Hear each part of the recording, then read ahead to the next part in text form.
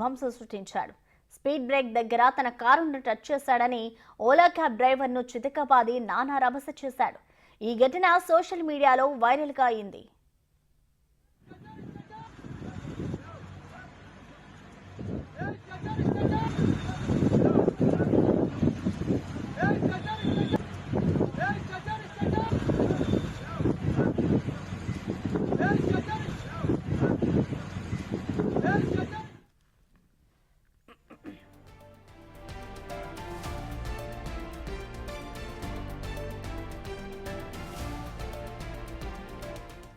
ముంబైలో ఓ Audi car owner cab డ్రైవర్పై విరుచుకుపడ్డాడు.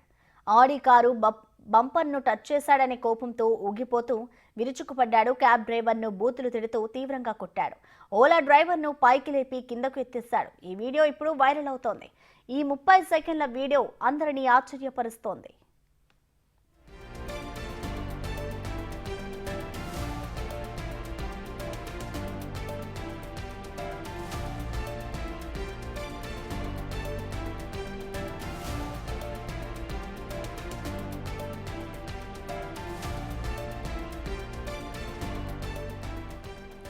ఈ ఘటన ఆగస్టు 18న రాత్రి 11:20 జరిగిందని పోలీసులు తెలిపారు.